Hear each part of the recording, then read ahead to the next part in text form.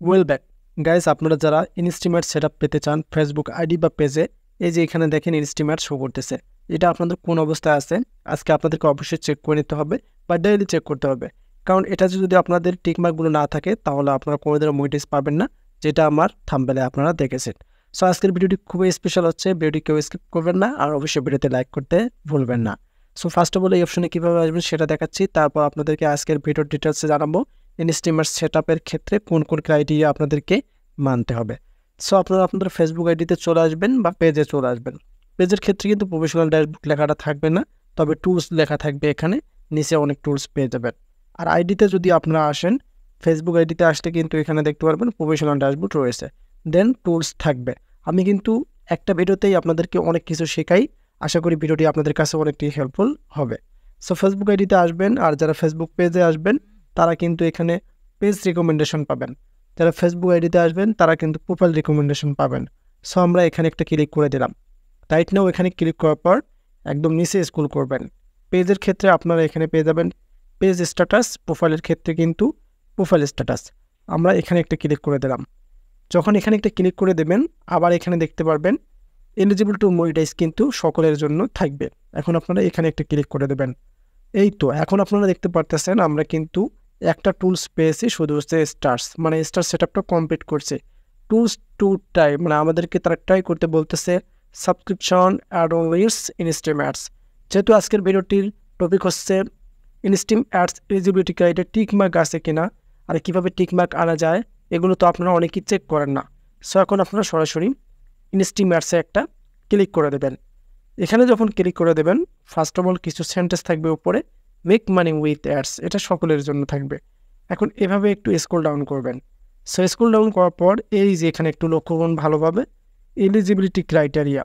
এখন আপনাদের আইডিতে কোন অবস্থায় আছে, you reside in eligible country, এটা সকলের ক্ষেত্রে অ্যাভেলেবেল আছে পেজ বা আইডিতে। আর একটা দেখতে পারবেন you follow Facebook content monitoring policies. এই যে আপনারা দেখতে পাচ্ছেন এই ইস্যুটা, এই যে একটা you follow Facebook content monitoring policies, এটা 100%ই আইডি বা পেজে, 50% কিন্তু ক্রস আইকন আছে, যেমনটা এই যে ফলোয়ার্স কমপ্লিট হয়নি ক্রস, এখানে কিন্তু ক্রস আছে। এখন যদি ইনস্টিমেট সেটআপ পেতে চান তাহলে আপনাকে 5টা ক্রাইটেরিয়া সঠিকভাবে কমপ্লিট করতে হবে। তার মধ্যে আমাদের মনে হয় 3টা কমপ্লিট আছে, আপনাদেরও এটা কিন্তু কমপ্লিট থাকবে যখন 5টা ভিডিও ছাড়বেন। আর ওয়াচ টাইম আপনাকে 60,000 কমপ্লিট করতে হবে। বর্তমান ওয়াচ টাইম কিন্তু 15,667। তারপর কিন্তু যখন কমপ্লিট হবে এখানে মানে এনেবেল আইকনটা আসবে, ক্রস আইকনটা থাকবে না।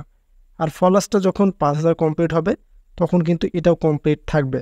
এখন একটা কমেন্ট আমাকে করেন যে আপনার আইডি বা পেজে কোন অবস্থায় আছে, you reside in eligible country, এটা কি টিকমার্ক আছে, you follow Facebook content monitoring policy, এটা কি টিকমার্ক আছে, এগুলো টিকমার্ক আছে কিনা। যদি না থাকে অবশ্যই কমেন্ট করে জানাবেন, আর যদি থাকে সেটা নিয়েও কমেন্ট করে জানাবেন।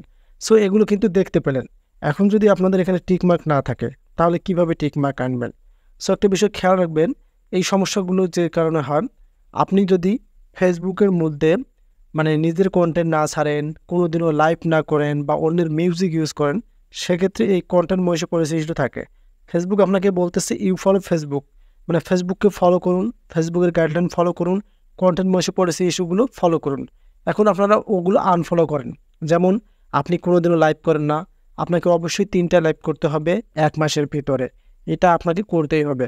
আপনি কোনোদিনও লাইভ করেন না, দেখা যাচ্ছে ভিডিও ভাইরাল করার জন্য, ভিউজ তোলার জন্য অন্যের একটা মিউজিক ইউজ করেন, অন্যের ভিডিওর ক্লিপ ইউজ করেন, এই যে এগুলো ফেসবুকের মধ্যে মনে করেন যে আনফলো করেন, সেক্ষেত্রে আপনাকে অবশ্যই ফলো করতে হবে। সো এখন যে কথাগুলো বললাম, আপনারা কোনোদিনও একটা মিউজিক ইউজ করবেন না, অন্যের ক্লিপ, আর লাইভ করবেন বেশি বেশি। যদি আপনি মনে করেন সপ্তাহে 2টা ভিডিও দেন তাহলে 2টা লাইভ করবেন, আর মাসে আপনাকে অবশ্যই 3টা লাইভ করতে হবে। সো এখন বিষয়টা হচ্ছে, আপনারা তো জানলেন যে ইনস্টিমেট সেটআপের ক্ষেত্রে তাদের ক্রাইটেরিয়া 5টা। এই 5টা যদি ফুল মানে কমপ্লিট হয় ইনশাআল্লাহ এই আইডিটাতে সেটআপ আসবে। কারণ অল্প কিছুই বাকি আছে, 4,390 ফলোয়ার্স 5,000-এর ক্ষেত্রে। আর ওয়াচ টাইমটা এখানে দেখেন 60,000-এর মধ্যে 15,000 হয়েছে। এক কথায় আমরা দেখতেছি 3 ভাগের 1 ভাগ হয়ে গেছে। সো এখানে কোনো মানে ইস্যু দেখতেছি না। সো আপনারা মাঝে মাঝে আপনাদের আইডিতে চেক করবেন, পেজে চেক করবেন যে কোন অবস্থায় আছে, কারণ এগুলো চেক না করলে দেখা যাবে আপনি ভিডিও ছেড়ে যাচ্ছেন, আপনার আইডিতে সমস্যা আছে। So content monitoring policy issue, এখানে লাইভ করতে হবে, অন্যের ভিডিও থেকে ডিলিট করে দিতে হবে, তাহলে এটাতে টিক মার্ক আসবে।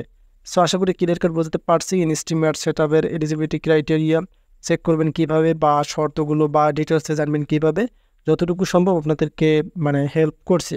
সো ভিডিওটি কতটুকু আপনাদের কাছে ভালো লাগলো সেটা কমেন্ট বক্সে জানিয়ে দেবেন।